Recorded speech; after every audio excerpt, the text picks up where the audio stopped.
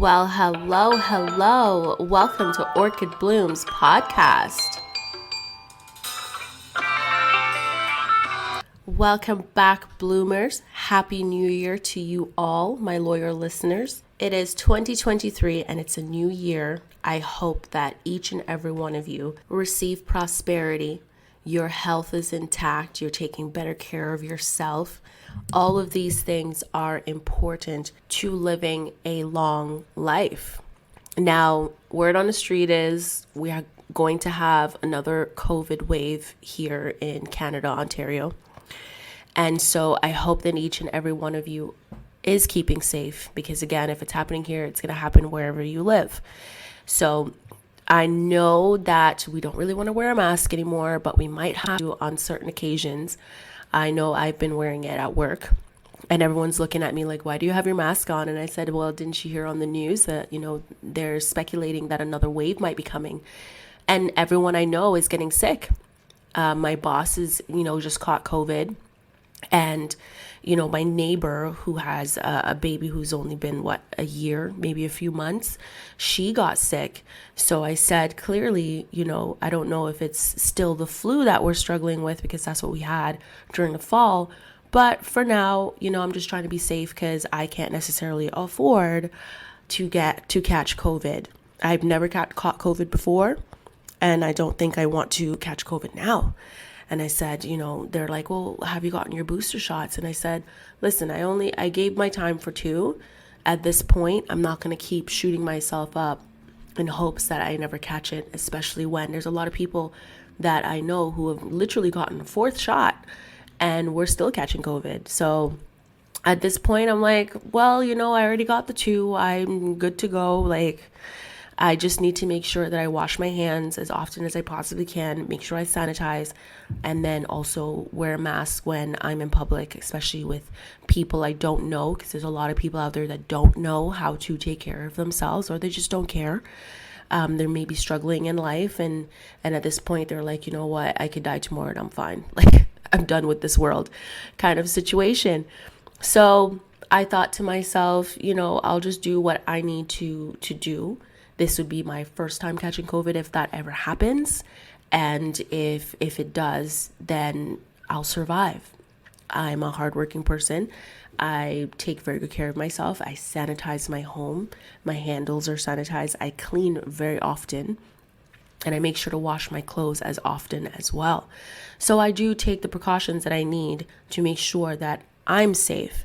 And my job now is to make sure that I don't catch COVID from other people who aren't really that safe. I remember during the summertime, I went to a festival and I overheard from a few friends that did come to the festival that a few people caught COVID and brought it to the festival. And I thought to myself, it was so busy because it was Ja Rule during the summertime at Blues Fest and TLC was there and it was packed. It was packed and people had to be brushing up against each other. People could be coughing in someone's ear or on their clothes or in their face or something or another. And they didn't care. They really wanted to go to the festival. They really wanted to attend Ja Rule and TLC. And so they all went with COVID. They did not care that they were infecting a large group of people. And so that is one of the reasons why wearing the mask is not just for other people's protection. At this point, I'm wearing a mask to protect me from people who just don't give a fuck. Sorry to say it, but it's the truth. Some people are reckless and they just don't care. Now, back to the new year. So I have been talking to a few of my friends, especially on their goals for 2023. Most are still trying to accomplish their goals for 2022, and I'm one of them. And even before that, because I had to transfer some of my goals from 2018 to 2019 and 2020, and COVID hit, and everything went up in shambles. So most are still trying to accomplish these goals. We were having this discussion on survival mode, and I believe I mentioned it in a few podcast episodes because during COVID, I felt like I was in survival mode. I was just trying to survive, and how we just have not moved past that during this season because it's now 2023 and most of us are still in survival mode. We are in survival mode. Before COVID, happened, we were in survival mode. We got into COVID, we were still in survival mode. A lot of people are trying their best to move forward, but we just can't. 3 years passed from that nightmare of COVID, and we thought it was over. But now inflations and a recession is creeping up behind us, trying to remind us that, no, bitch, it's not over. Keep in mind, they have been warning everyone about inflations and a potential recession coming our way during that COVID crisis. This is something that, you heard here and there, but not as excessive as we're hearing it now. During COVID, it was a buyer's market. Some people took the risk and some people took out a mortgage that did not take into consideration future pressures. Because at that moment, whoever was prosperous during COVID and was making good money and had nothing to worry about did not look to the future and thought, okay, if I take out this mortgage now and I buy this lavish, beautiful house that I've always wanted under a buyer's market. And keep in mind, like, there are certain houses that did not look like it deserved $1 million, but it got it anyways, because it was a buyer's market. And rather than just kind of waiting until it becomes a seller's market to purchase a house that you can afford within your means, or at least leave you with a little bit of disposable income for you not to be a slave to your house, a lot of people decided that they wanted to take that chance and buy it with the little mortgage that they had. And now they're now being affected due to the inflations, because now the interest rates are going up. The Bank of Canada has changed a few things. So your RRSPs are now being affected. And if you weren't smart enough to lock in your RRSPs in, a GIC that has a good interest rate, you're not making any money off of your RRSPs. Not that you were making a shit ton of it before. So I think I even went into the bank with my mom and, I was like, do you really need to have an RSP's mutual fund? Because at this point, with the way that the world is going, I don't know if it's wise for you to be pouring money into a mutual fund, having the bank, put your money into low risk or medium risk types of things, and you lose it. That's $100 that you're putting in monthly to make this happen for yourself. And she was like, honestly, I just don't see the money coming from it. And since I'm not receiving or I'm not seeing that kind of money, she told the bank that she would like to get out of the mutual fund aspect of the RSPs. And I said, okay, well, while we're here, why don't you consider a GIC? Because right now the rates aren't that bad, especially since we're not sure if it's going to skyrocket in the next few months. And she goes, all right, let's talk about it. And she sat down with the advisor, and the advisor explained everything to her and all of that. And she decided to go with that. But one of the reasons why she's making this decision is because when she got the mortgage, at that time, she wasn't really thinking about future pressures. And a lot of people go through this. They're looking at what they can do to help their situation in this current moment. They're not looking to what they need to consider for the future, planning for the future.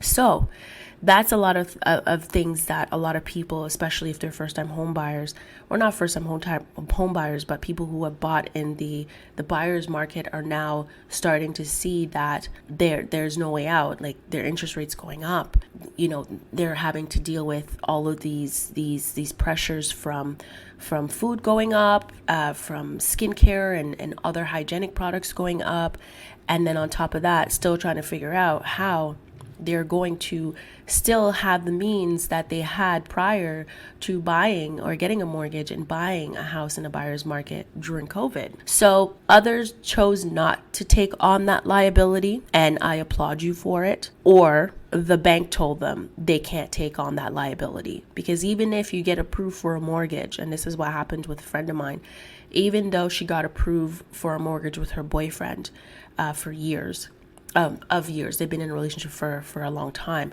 and they just recently had a child.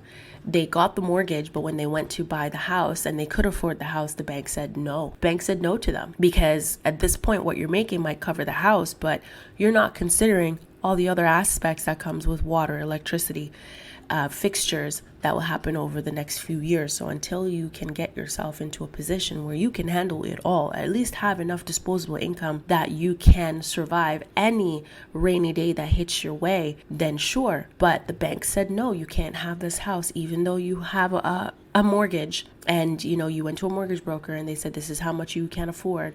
Yes, it falls in line with how much the house is cost, but it doesn't leave you any room for anything else. So a lot of people had to adjust. A lot of people have homes they were struggling to keep during COVID because of the way that the market was, and especially for economic wise, a lot of people were losing their jobs during COVID because companies were downsizing and trying to figure out ways to save money themselves.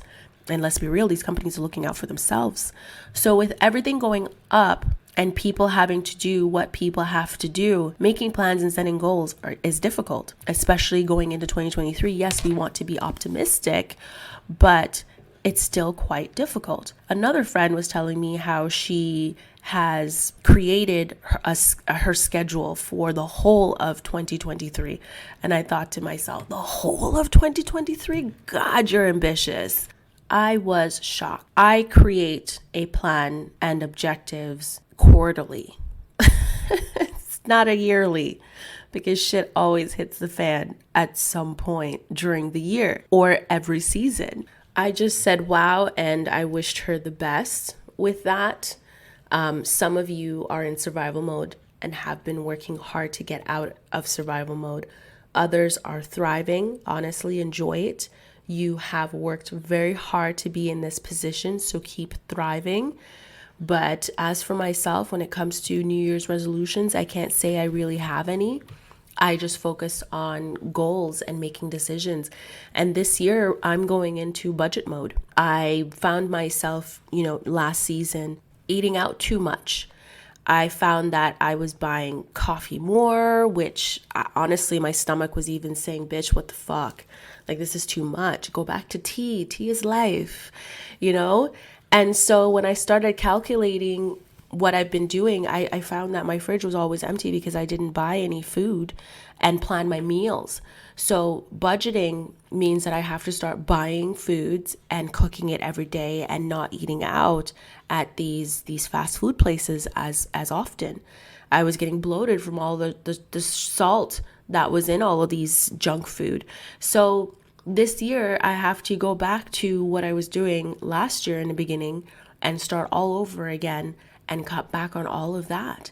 I started buying groceries. And again, keep in mind, the way that these groceries are so expensive, it adds up to the exact same amount that I was paying eating out, but at least it's healthier. That's the part that I'm trying to focus on this season. So really, that's my ultimate goal. My ultimate goal is to pay off all of my debts. And yes, my ultimate goal is to get my credit score up to about 800. That would be amazing.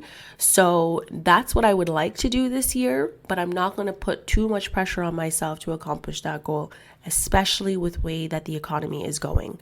So that's all that I'm going to say when it comes to New Year's resolutions, which again, I don't really follow anymore. It's just plans. It's plans on how I can make my life better. It's plans on how I can put myself forward. It's plans on how to get the fuck out of survival mode. All right. So I've had some time to warm up my voice by telling you what's going on for the new year. And I know that I'm still a bit stuffy because again, the weather here has been up and down and all over the place. We went from having snowstorms and, ice on the roads and watching rain turn into ice the next day to just really nice weather. And, the snow is melting and the ice is melting and it's a tiny bit warmer to then, having lots of snow, ice all over again. And then today, nice and sunny. So the weather is really messing with my voice. And I really hope that I don't struggle through this podcast episode for you guys. But I am very excited to introduce today's episode, which is on mail order brides. I have met a few mail order brides, so I was unaware that it was so popular, especially in Canada and the States. The States I understood. That being very popular. I grew up in Jamaica. So hearing a lot of females trying to get married to someone abroad so they may start a new life, a prosperous life. As I grew up, I just assumed that that was just a cultural thing, and that mail order brides, now that I'm learning about it, I feel that it's somewhat different. Not completely different, but somewhat different. To me, mail order brides is similar to an arranged marriage. They don't really know each other, but connect in wedlock for advantages on both sides, for both families.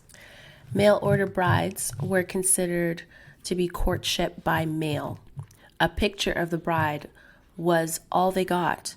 Once these females got off the boat or the train, they would meet their husband or future husband and be married within that day. The marriage by photo is what it was called back in the day. They say most mail order marriages occur between 1880s and the 1910s, but was only documented in 1920s. Keep in mind, this is the US. In a response to the American genocide, there was a rise in photo brides or picture brides. Some came from the States in the US, but others came from Japan, Korea, Armenia, Greece, and Italy.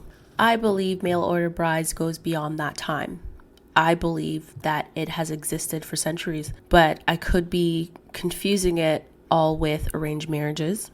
In the beginning of time, man has had to work the land to prosper, to live, and the land would give them life through vegetables, fruits, and of course, animals. These people were not paper pushers like we have today. If you read the actual Bible, it tells you what kind of life they lived during those times and how far away they lived from each other. Most of them had to travel far, long distances just to find a wife because the wives weren't coming to them. They had to go get them and hope for the best. When they find their neighbors had how many daughters, hopefully you're lucky enough to pick the prettiest, youngest one. Depending on the currency at that time, if they needed money, or they might pay in animals, cows, goats, pigs, whatever they had to acquire a wife, they had to do that. Most were not rich enough to acquire multiple wives as Solomon did in the Bible. He was rich enough that he could, and he did have multiple wives from different nations, from different religions, from different everything, to live with him in his gigantic home, and he had a shit ton of money. So he could do that. He could afford to take care of them. But unfortunately, some of these farmers who live on a big land and they have to farm that land, they have to work that land from this, when the moment the sun comes up, sometimes a little bit before, when the sun comes up, they're already out there in the fields working. They're already in their barns working, making sure that everything is done. They don't have the time for multiple wives. So finding a good one that can man the home while they are working in the yard, and hopefully she will produce many sons so that he will have help to govern and manage his own property, his own land. Because again, if they want to eat, if they want to be prosperous, they would need to man their land. They would need to reap as much benefits from that land as possible, and hopefully bring it to another faraway town to sell it so that they can have money to buy more luxuries. And so that has always been the currency, especially in that time. The motivation back then was very simple. It was all about procreation and, of course, have a woman man the house. Man the house. Man the house. I love it. Man the house. A lot of men in those types of situations, had to just kind of take what they could get, especially if they don't have the means to provide a dowry for a particular looking woman. And again, it's all about looks. It is said that the first mail order bride were migrated to Jamestown colony of Virginia, which also collapsed. In 1607, Jamestown was also entirely male, so they could not find wives. They decided to leave, deserting the colony. The leaders of that colony decided to advertise in Britain for women willing to settle in the New World. They were advertising for young, handsome, and educated maids. They had to be Christian, of course. It promised land and prosperity. Due to the situation in England where families' lands were taken and poverty stalked the underclass, for some women, this was a great opportunity. Between 1619 and 1621, almost 150 women answered the call. Damn. In the colony of New France to the north, King Louis XIV had put himself in charge of the program of recruitment. Many of the young women are orphans and very poor, so the king gave each a dowry and new clothing. He even covered the cost of travel to ports of embarkation and the voyage to New France. These females were known as les filles du roi, which means the king's daughters. When they arrived in the colony, they were given free boarding and lodgings until they were married. Between 1663 and 1673, some 800 eligible women crossed the Atlantic Ocean to become the wives of farmers and other settlers. By the 1800 settlers to the prairies, they did not have much. They built their shelters, but it was more of a shack than a home. Most were already a family unit, so the young men had a shortage of females. This was where the mailing of bride system really developed, using churches. Churches. Oh, is that really a good source for this new system? Oh, let's see. The bachelors would write letters to churches back east looking for wives. Some placed personal ads in newspapers. Women who responded began a courtship by letters. Until the question was popped, of course, there was no real verification system, so the only way to find out if it was true or not was just to live by the words being written in that letter to you. If they said that this is who they are, what they look like, then that is all you have. Once the females got off the train, though, they were, both disappointed because the female did not look like the picture she sent. And the grand story that these males had sent them in these letters about how they own a big house and everything is perfect and they have lots of food and there's lots of money. Well, they were, again, very disappointed. The grand house is a shack and she looks nothing like her photo. Moving forward in time, entrepreneurs saw the potential that having a business such as this, creating an agency such as this, would be lucrative for them, making money off the path to true love. The business was born and it remains lucrative till today, really. Now it's on the internet. The need to escape the struggles in their own countries are still a factor today, with many sites popping up where women sign up to eventually catch the eye of a man overseas who would marry her and free her of the life she's lived or bring her to a new place with fresh opportunities. It is still big in our world today. Men in our society are looking for traditional ladies with family values and a strong desire to take care of close people. Lots of them are interested in dating brides with other cultural backgrounds. Most men are still into that kind of life, especially if you were raised a certain way, where you have seen a clear distinction between a man's role as the head of his family and a woman's role as the submissive in the family. And submissive doesn't necessarily mean that you are bowing to the man. It just means that he takes on the role of a provider and protector, and she takes on the role of manning the house, making sure that the kids, everything is being taken care of. That is the traditional role of a family, of a husband and wife. In our current society, unfortunately, that tradition is not so anymore.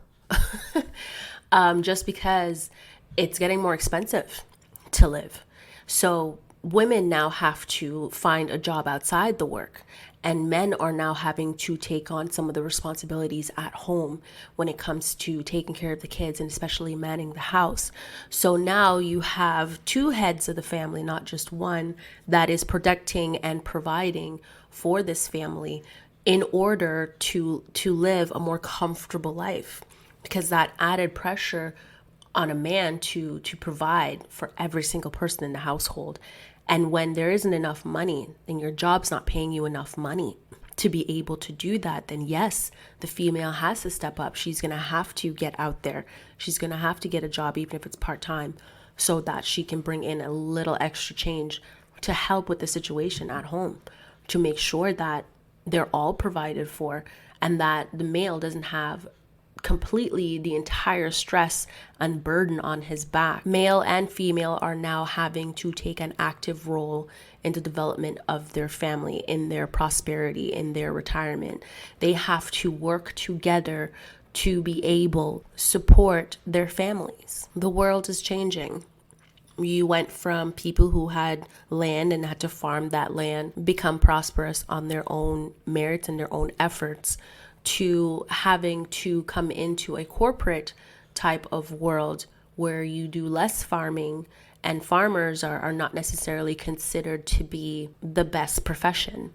And they're not even completely considered as much in decisions when it comes to policies and procedures, especially in government. And so that, of course, you can see the rise of that problem in the US with the way the government is behaving. You have the Democrats and the Republicans claim to support the farmers, and they've been pushing that narrative, and so the anger comes from that side, because the farmers have been forgotten.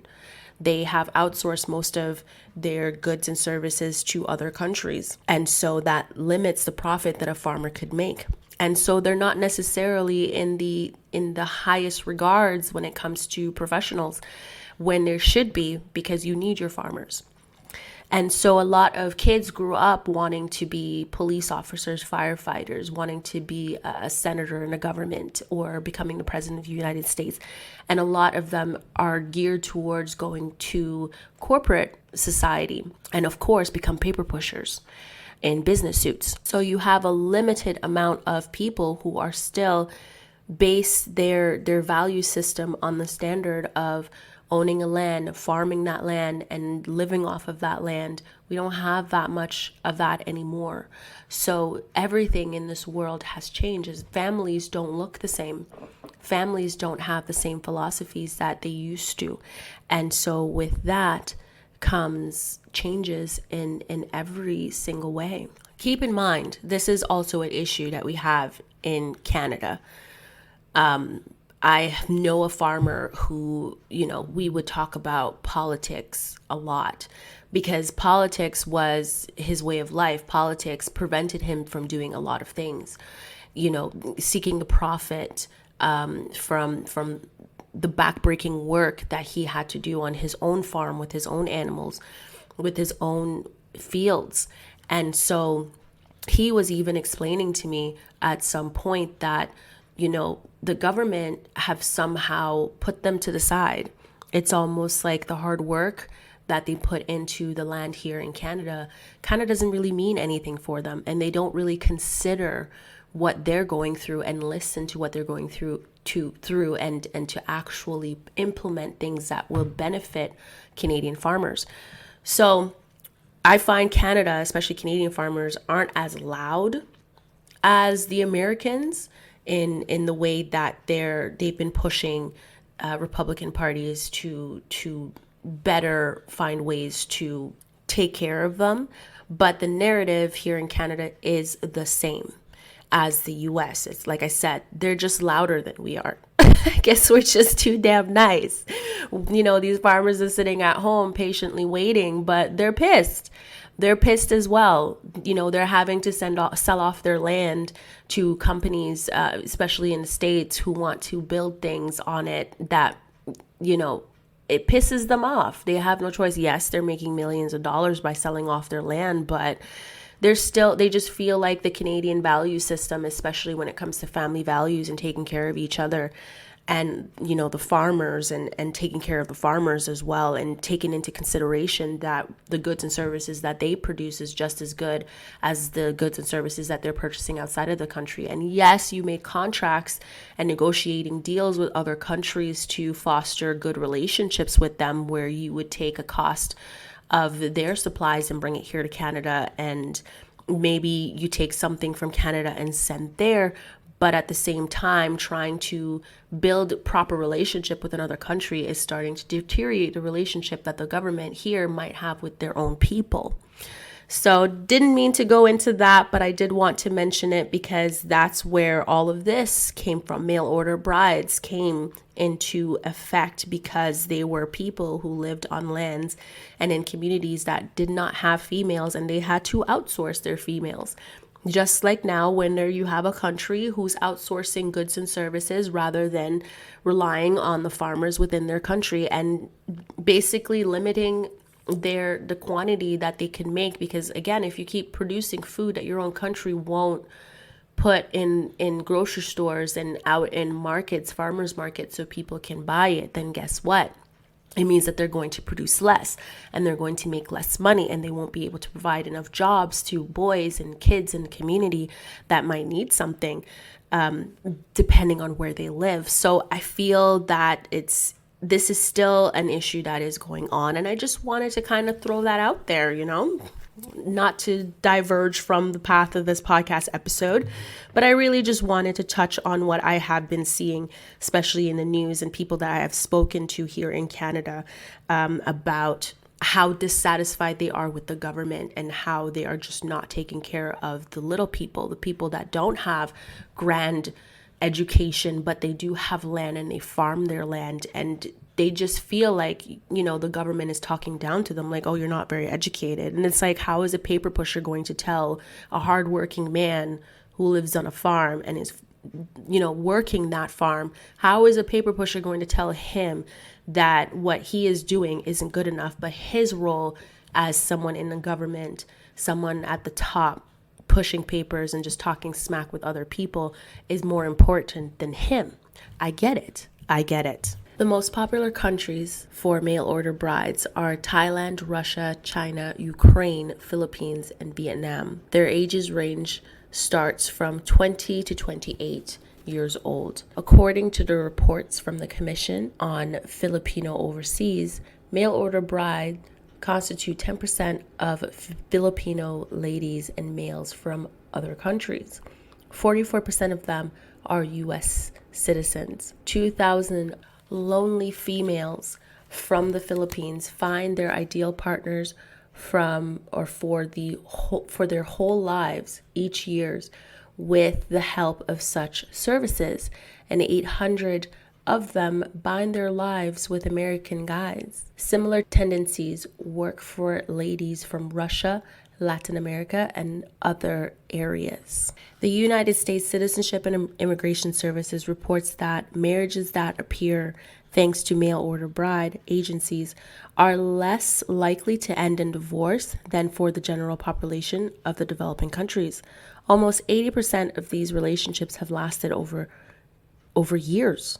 Mail order brides agencies unite from 4,000 to 6,000 couples between the U.S. men and foreign brides each year. In 2007, 11,000 to 16,500 mail order brides. Based on the statistics in the U.S., it is evident that the rate of united couples is actually higher, which gives a lot of hope for potential members of international matchmaking agencies. They say that mail order bride statistics show that online dating leads to better and more importantly lasting relationships. Now, I wish I could say that I believe all of these statistics for what it is, but unfortunately, I also believe that there is a good side and then there is a bad side to something this great. Keep in mind, these statistics, yes, does prove that these agencies do work,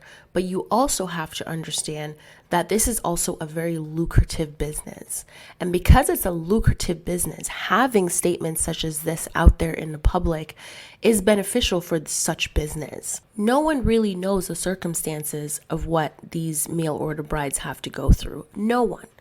And as much as these statistics are showing that, oh, it's great all around, that is not the case. I always believe that there is a good and a bad to any circumstances. This world is not built on everything being good and, there's nothing bad. There's no such thing. As far as I'm concerned, there is no such thing. But let us continue. In America, 20% of Americans have a spouse of a different ethnicity. In Ukraine, every 15th marriage in Ukraine is international. Most of the Ukrainian ladies move to their husband's country. In China, Chinese mail order brides are extremely popular amongst foreigners. Marriages between Chinese ladies and Americans are the most successful. In Shanghai, 1,000 marriages are registered. I wonder how Donald Trump feels about this. You know how he feels about the Chinese. To continue, in Latin America, Colombian, Brazilian, Venezuelan, Mexican, and Cuban are the most popular countries where international marriages last longer than 15 to 20 years on average. The Canadian government proposed changes to the immigration rules that will change the status of women who marry and then divorce upon arriving in Canada. But I thought, based on the statistics in the US and so many other places, that mail order brides have a lasting marriage and there's fewer divorce. I am so confused why the Canadian government would be making such a statement. I wonder if this is the dark side. There are a lot of Canadian women that meet men via online dating, get engaged and married, then move to that state. Some women study abroad, get engaged and married. Then they move to Canada to start their new lives together. I would not consider these situations as mail order brides, but we do have a lot of migrating and immigrating to other countries when a Canadian woman gets married. So what I have just mentioned to you, I have actually met people that, went abroad and studied, met their husband and got married, and then came back to Canada and started the process to bring their husband here from Europe. And I met this particular individual while I was working at the Ottawa hospital. And she was telling me that, she met her husband while she was studying there. And he was a European citizen. So I asked her, I said, why did you decide not to stay? Like, why did you both decide to come here? And she just said, well, I just wanted to be closer to family. But I also felt like she wasn't telling me like the full story. But again, I just met her, so I didn't really expect her to admit to a lot more than that. And then I had also mentioned women who married people from different countries here in Canada. And I have, there's about 2 of them that I met from my church, or my previous church. I had to quit that. And one of them was originally, an Irish citizen, and her family came to Canada from Ireland. And so she was looking for a husband here in Canada. Even though they're citizens, she was looking for a husband here in Canada, but she didn't find any luck here. So she now had to go online. I think it was like Christian Mingle. And so, because again, they're all looking for people with the same faith as they have, but a lot of people don't take into consideration that just because you maybe were raised in a family with Christian values doesn't necessarily mean that you yourself have that value. A lot of people are not equally yoked in the same level with Christ as they would like to be, but they do put on a show. So she had met her husband on Christian Mingle. She got tired. She wasn't finding a man in the current church that we were at. And she was even telling me her frustration onto this, that, her brother, who happened to be the pastor of that church, was trying to hook her up with some like weird suspects. And when she was mentioning some of these weird suspects, I was like, why that one though? And she looks at me and she's like, right? I'm telling you, these Irish women, I love them. I love them so much. And she was like, this isn't it. Like, why would you think that I would want this? You know, and I get it. You know, keep in mind, when you look back at some of these complaints that people were having back in the day before this agency came along about, you know, people lying about what they look like and what they actually do. In this situation, she actually saw the person face to face. And, you know, as much as her brother and you know, the leaders of the church were like, oh, he's a great man and he's wonderful. I was like, girl, no. I would suggest you go to a different church if that's the case, but she can't leave because her brother is a pastor of the church. It's going to look bad. So she went to Christian Mingle, and that's where she met this Latina guy in the States with a Christian background. And I was like, okay, but I mean, great that you guys are talking on the phone and FaceTiming a lot. And, you know, knowing Christian girls, they tend to tell you what you need to say to fit their criteria. And keep in mind, it's not just Christian girls that do this. A lot of girls that do this. And so rather than just letting him explain where he is at with Christ, you kind of already gave him the answer so he can just repeat it back to you. So, but I don't actually know if that's actually what happened. So she met this guy and, you know, they were talking a lot, and they ended up, you know, he came to Canada. He met her family. He was very shy. I think he was like an engineer. So he's a nerd that just likes to sit in his office and work all day, constantly all day. And he was the complete opposite of her. But she really wanted to get married. So it doesn't really matter if he was that type of guy or not.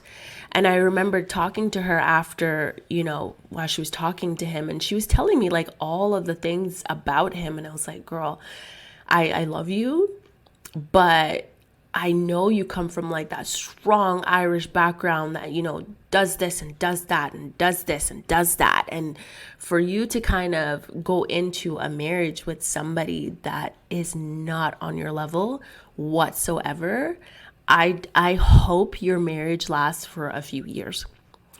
And she was like, no, as long as he's, you know, rooted in Christ, like we should be fine. She's the type of girl that likes to go hiking. She's the type of girl that likes to go on adventures.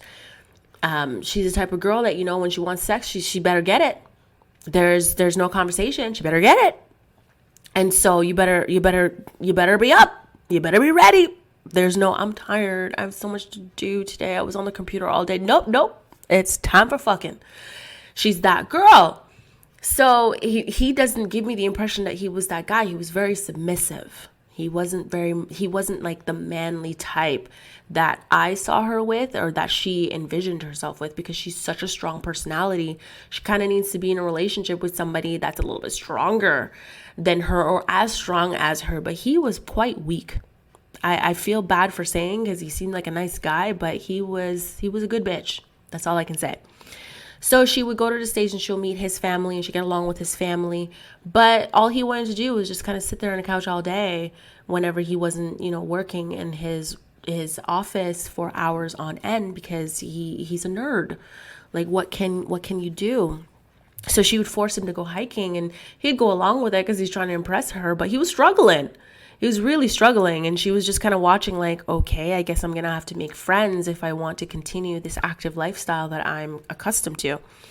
So then another girl in the church ended up getting engaged to a guy from the US as well.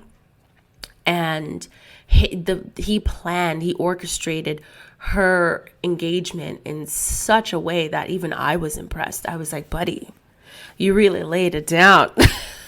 You know, he made sure to have his pastor friend, you know, keep her company with his current wife because they were good friends, keep her distracted while he got everything ready.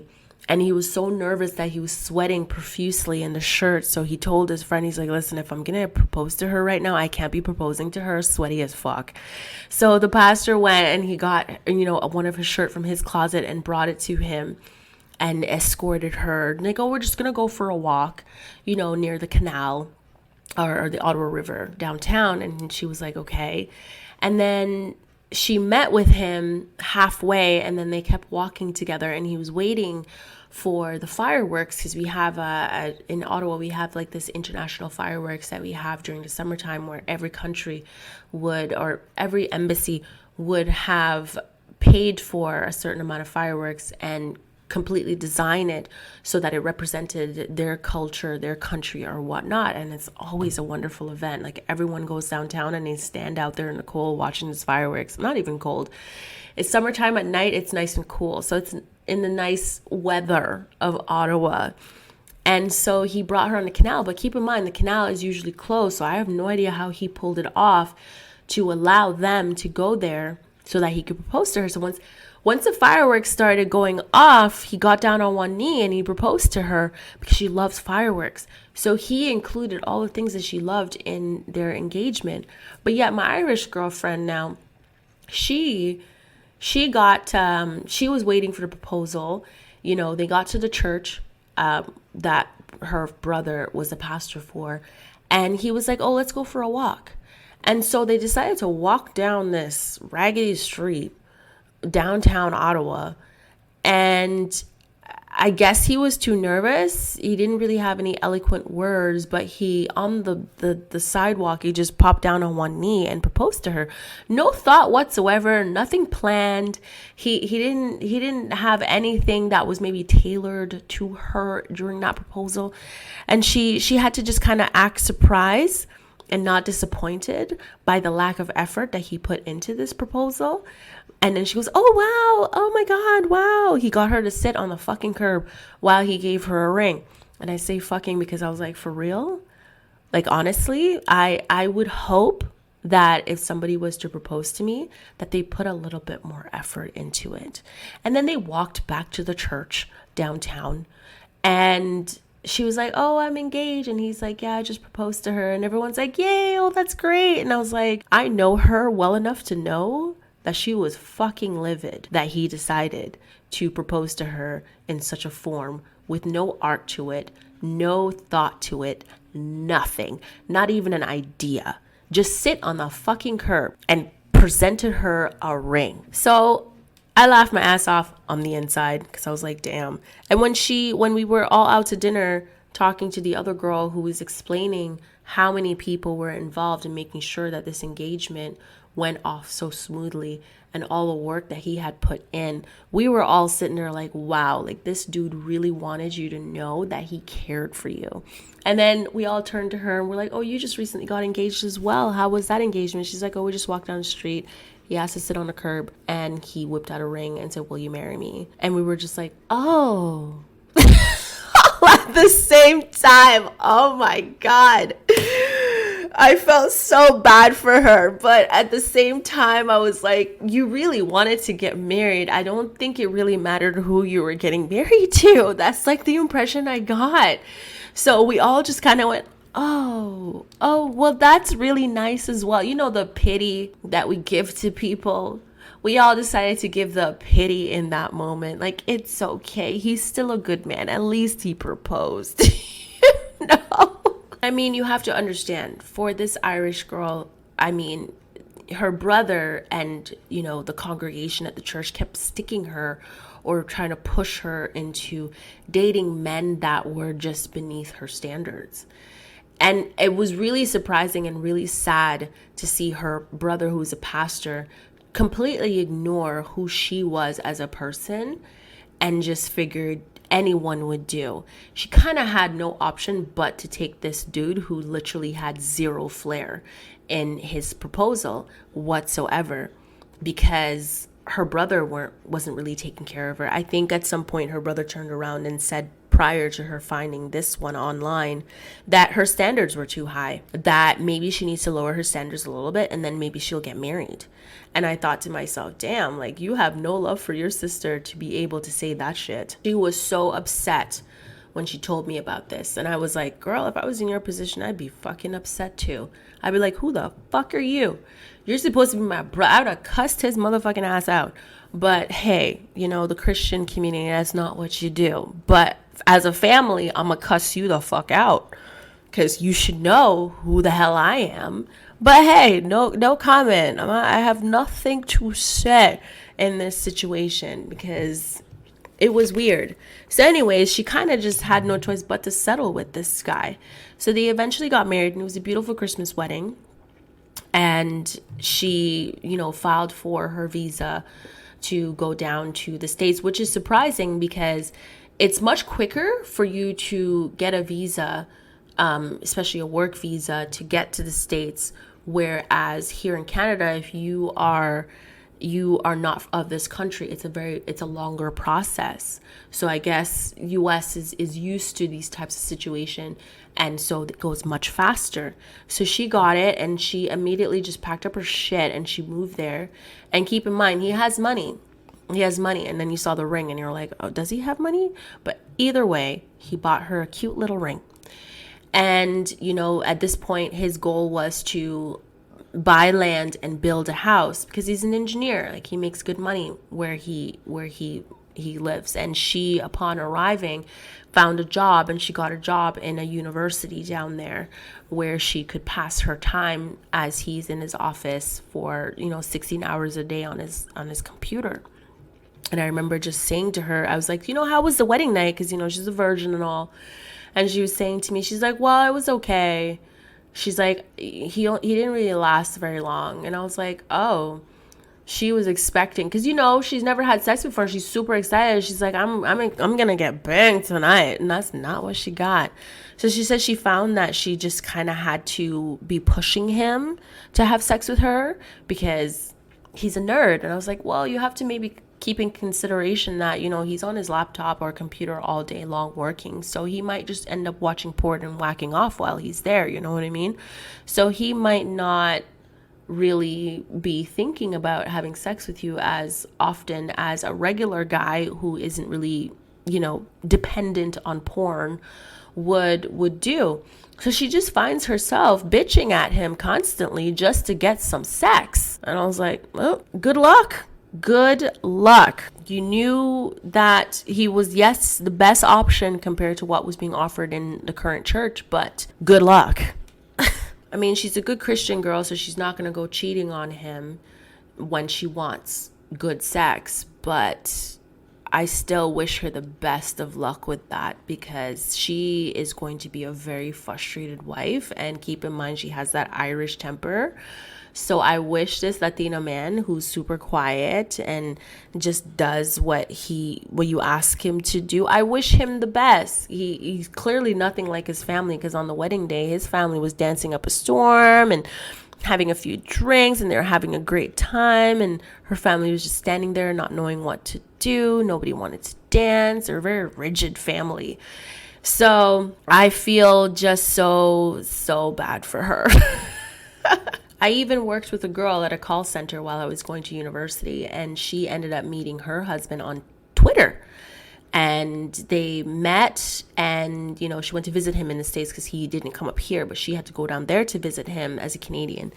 And they met and they hit it off, and, they immediately got married, and she quit her job and she moved to the States, and she was completely happy as well. So it is normal for people to use the internet to find mates. And most times, a lot of these girls are meeting people they want to spend the rest of their life with outside of their own country. So it's become so normalized that at this point, I wonder if these agencies are in fact needed. Since online dating is taking up the bulk of that work. I don't know. I just don't know. There are a lot of situations where people get married to stay in the US and Canada. Some pay single women from States and Canada to marry a family member so they may move to this country. There are not mail order brides, but it is used to get around the system. 10,000 seems to be a popular amount to offer, but it really isn't enough.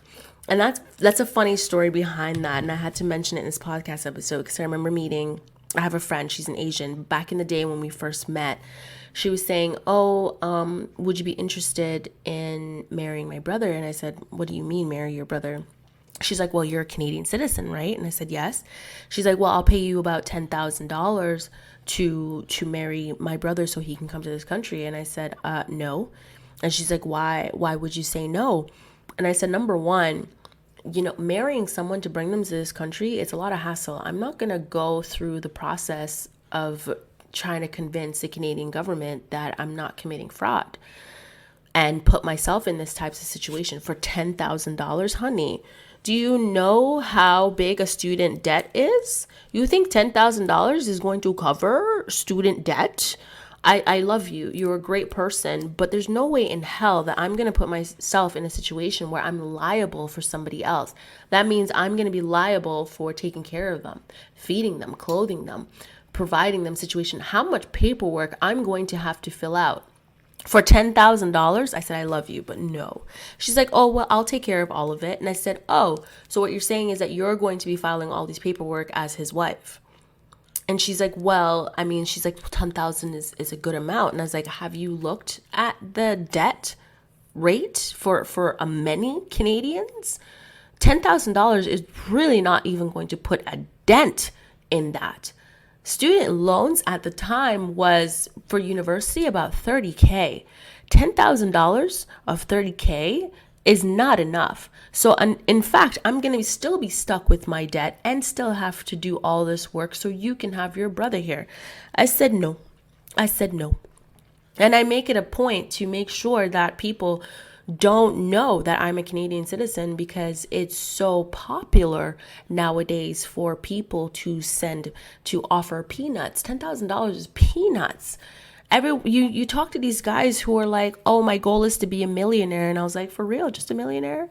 Because $1 million really isn't a lot of money. If you can buy a house for $1 million, it's really not a lot of money. That doesn't leave you with very much. $1 million could help me clean up all of my debt. And keep in mind, I don't have that much debt I still have a shit ton of money of disposable income that I could easily use from that $1 million to do investments. But $1 million nowadays is really not enough. So when people always brag about how they're a millionaire, it doesn't faze me because $1 million is not enough, especially when you hear from the Amber Heard Johnny Depp trial that prior to him marrying the floozy, that he had about $650 million. $1 million is nothing compared to what some of these rich people have in the world. So $10,000 ain't gonna do shit for me. So I said no. And it's very popular. That $10,000 amount seems to be just floating around. I guess it's to convince basic bitches to sign on to doing something this stupid when really they should be sitting down and doing the exact calculations of everything and realizing that $10,000 ain't gonna cover shit. But hey, I said no. No, thank you. I'm not marrying someone and taking on that burden and that bullshit for 10 grand. It's just not gonna happen. Most foreign brides to Canada online through matchmaking websites, the government in Canada say they don't track where foreign brides come from or how they meet their Canadian spouse, which would make sense since I can't find information about mail order brides and the statistics here in Canada. And that was quite disappointing for me to be able to do. I mean, this podcast episode was supposed to be about the Canadians, right? It's a Canadian podcast. I am talking about things and people within Canada. And I could not for the life of me find any information on mail order brides to Canada, except I keep fucking meeting them. So how is this possible? But it seems they have resources for brides, though. These mail order brides, they have resources.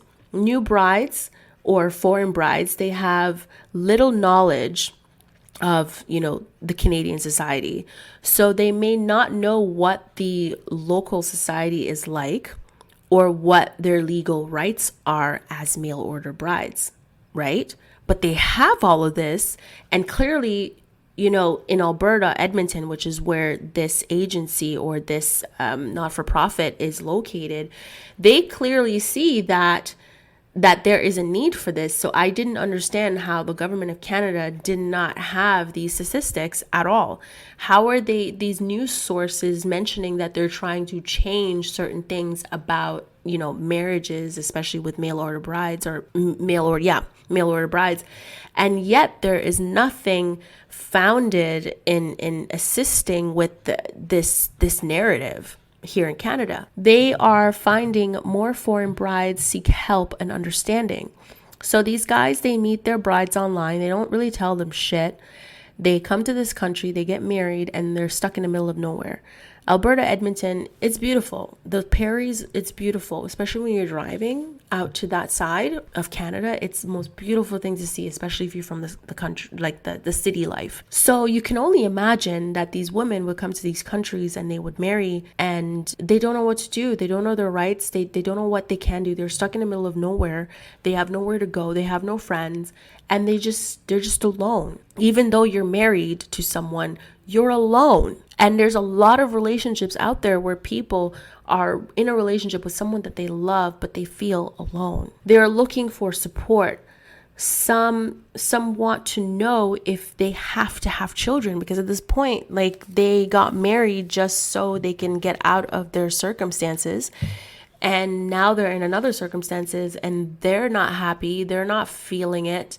They're completely disappointed, and now this man who ordered them online to get married, to move here, wants to have children, and you're like, do I even want to have children with you? I'm just completely disappointed with this life altogether. Again, this is the downside that nobody wants to talk about, the downside of mail order brides coming to whatever country and is completely just feeling alone and isolated. They can't do anything, nothing whatsoever. This is a downside. It's not that great. It really isn't. But again, these organizations that get a shit ton of money for mail order brides want you to know that it is the best option. You will have a lasting marriage if you just pick one of these girls that you don't know and you're gonna be happy. Well, I guess not. Some end up living in the middle of nowhere. No transportation, they're stuck. Sometimes the bride comes not knowing that she will be a live-in nanny to take care of aging parents. That's what you are. That's what a mail order bride is. They're picking you because they need someone to take on that responsibility because they don't want to. Your job is to take care of their parents and make sure their parents is happy. And then on top of that, you have to make sure that you provide sex, you provide food and all of that stuff for your husband. You work for your husband. Keep in mind, that's not the case for all. Because if you are drop dead gorgeous beautiful, that's not what they're paying for you for, to be their maid, to take care of their family or aging parents or anything like that.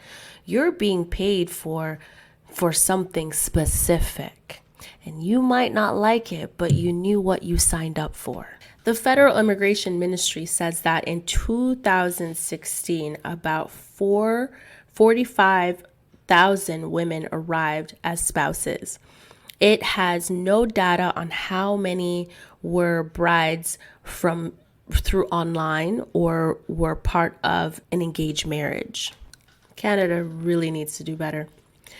Many foreign brides are frustrated by how long the sponsorship papers and how long it will take for their spouse to file for them. Again, the sponsorship process, I understand you're getting frustrated with, but the fact that your actual spouse doesn't want to file for you and is taking his sweet ass time, that's a you problem. Let's not forget the length of time it takes to get a work permit. Again, if it was the United States of America, it would be much quicker for this to happen.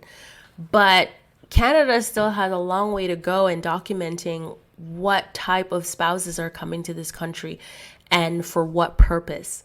And I understand that, the philosophy that Pierre Elliott Trudeau, which is the prime minister here in Canada, which was, one of his most famous statement is, what happens in your bedroom is none of the government's business. But in this situation, you kind of need to list, what purpose this bride is if you are getting it, this bride from a different country. How did you meet them? They're not really doing their due diligence and figuring this out. If it's a mail order bride, they should have an actual system where maybe it would process sponsorship and work permits much quicker because of the situation, rather than kind of dragging this out. The United States, they just approve everything. You get a work permit quick. You get into the country quick. I mean, oh my God.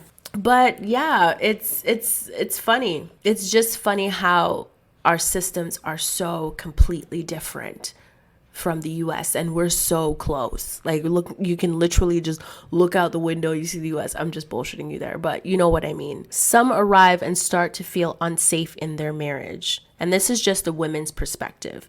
I do want to share a story.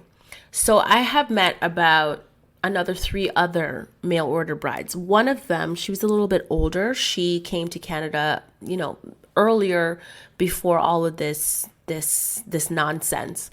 And so she was very grateful, and she loves her husband. She takes very good care of her husband. And over some time, being a stay-at-home to her husband and caring for him and, cooking for him and loving him and all of that stuff. She's like the epitome, or not even the epitome. She is what mail order brides used to be, is my definition of meeting her. Super sweet Russian lady. She wears glasses, and she's so kind, and she's so giving to everyone. And, her husband drops her off and picks her up from work every single day. And so she's very happy when she comes to work, and she's very happy when she has to go meet her husband and go home and spend time with him. And so I love this woman to death. Just so kind, so sweet. And then I met this other Asian lady, but I think she's more Filipino, or she might be from Korea. One of the two. It's very hard sometimes to tell the difference. I mean, I can tell a Cambodian from others, but it's really difficult sometimes to kind of go, okay, you're Korean. Okay, you're Chinese, especially when some of them are mixed. Some of them are like half Chinese, half Korean. So it's so hard. For Chinese, it's easier for me to be able to tell that this person's Chinese based on the color of their skin, because it's very pale. It has like a specific tint or color to it that would differentiate them from others.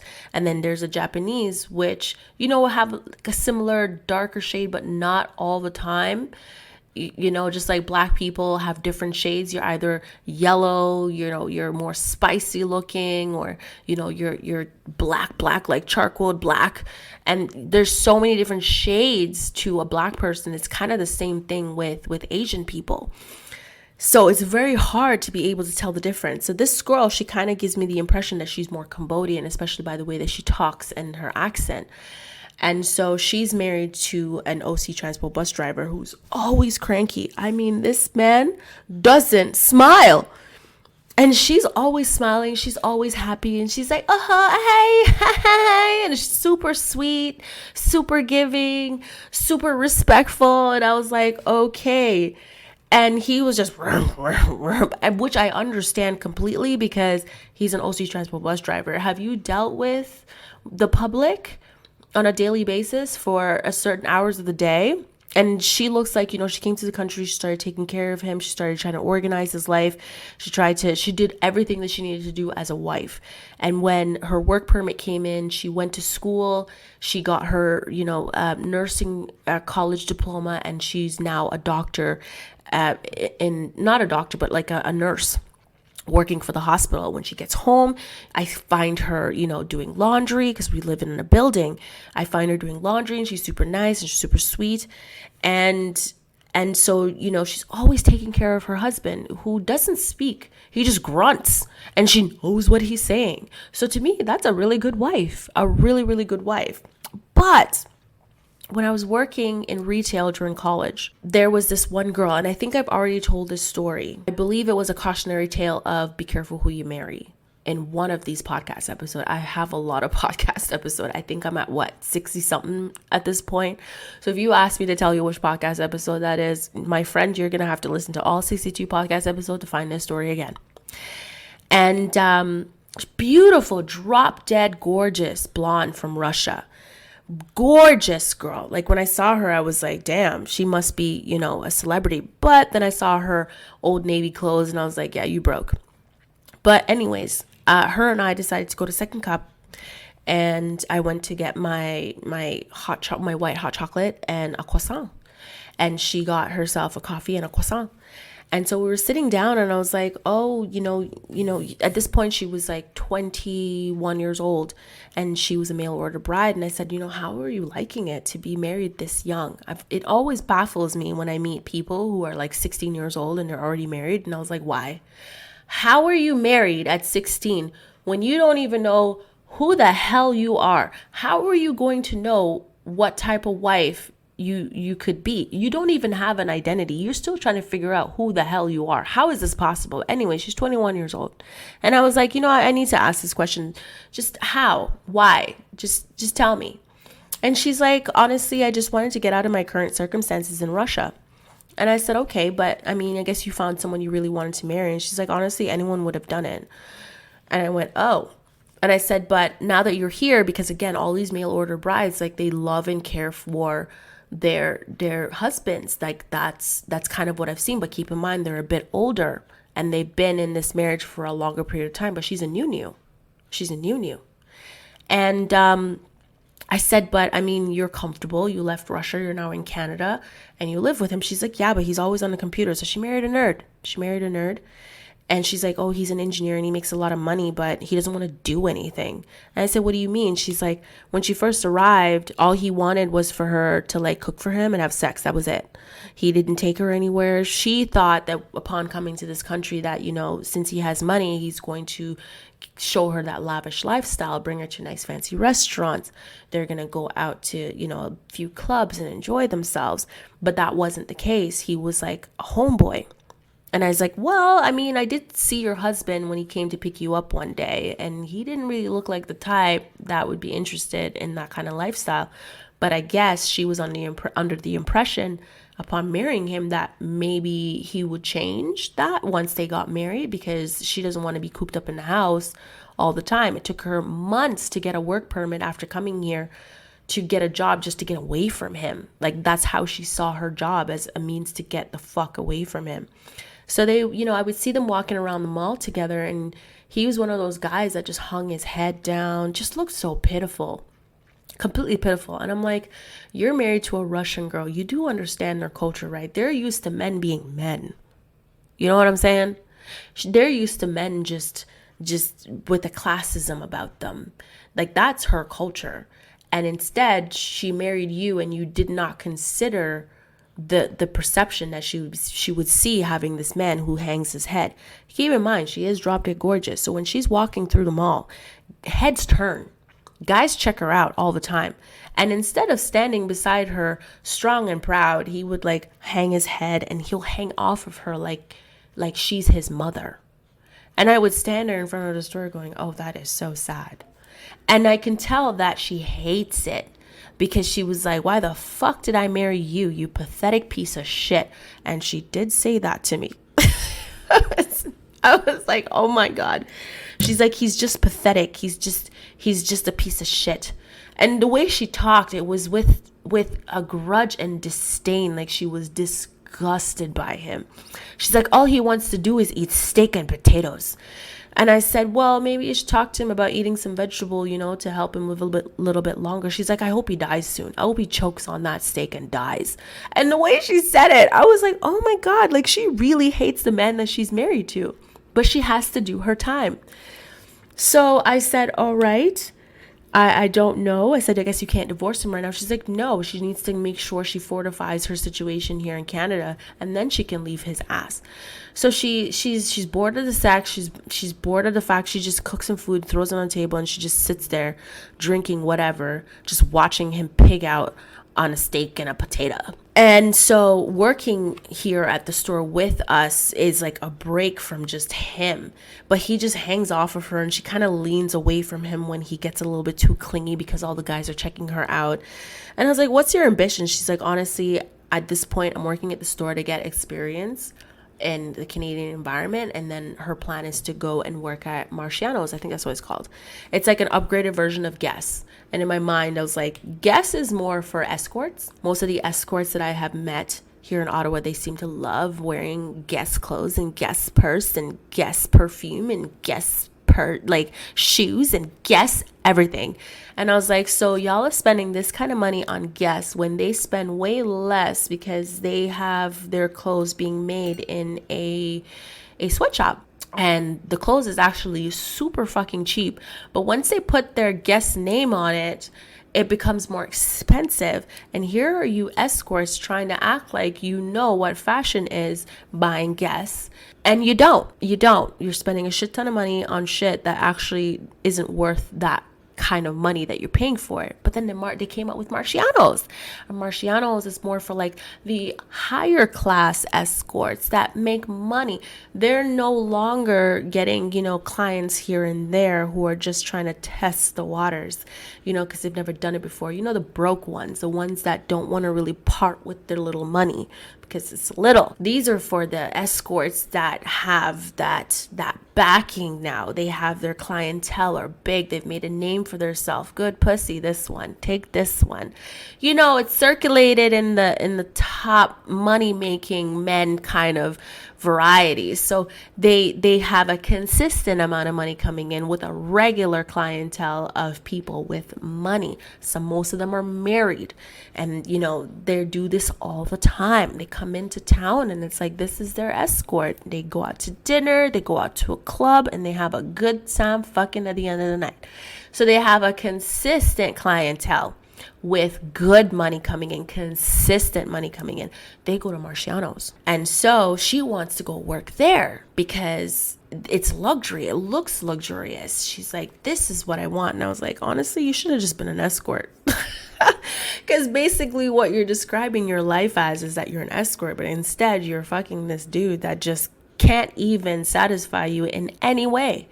She's always suggesting they go out to dinner, and he doesn't want to go out to dinner because he feels insecure. He's incredibly insecure, hanging his head, walking through the mall, holding onto her arm. Not her holding onto his, he's holding onto hers as they walk through the mall. She's walking confidently, and he's walking like, oh, these guys are looking at you, with tears in his eyes. And she can't fucking stand it. So she keeps cooking all the greasiest food that she possibly can. And she's hoping that it'll clog up his throat and he will just die. She won't even call the cops until she's 100% sure he's dead.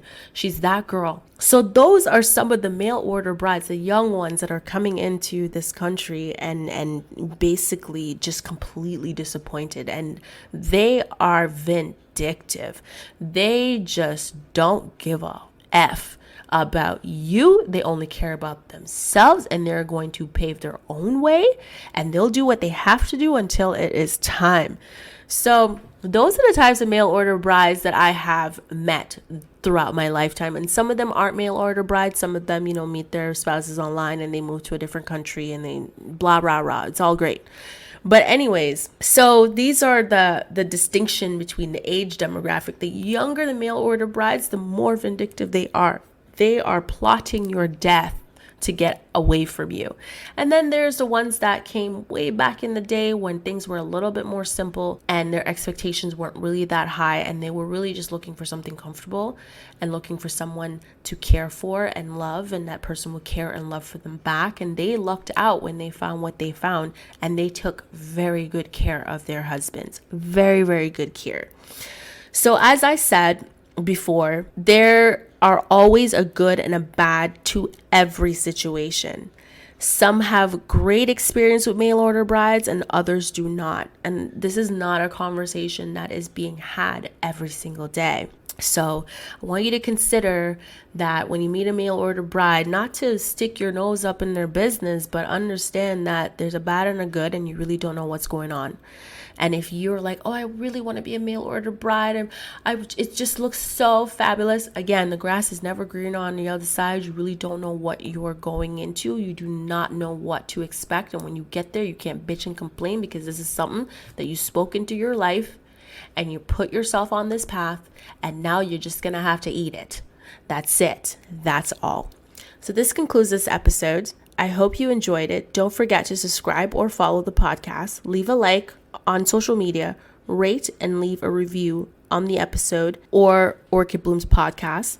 The Bloomers merchandise is now available on the website taonetwork.ca or Instagram shop if you follow me on at the Ambitious Net on Instagram. So I look forward to speaking to you again for the next podcast episode. Thank you for supporting the Orchid Blooms Podcast. Visit our website at tao.ca and our social media pages, which are Facebook, The Ambitious Obsession, Instagram at The Ambitious Net, Twitter at The Ambitious Ops. My personal Instagram page is at Orchid Eye Brown. Don't forget to click the follow or subscribe button and share your favorite episode with your family and your friends. I hope you have a splendid day.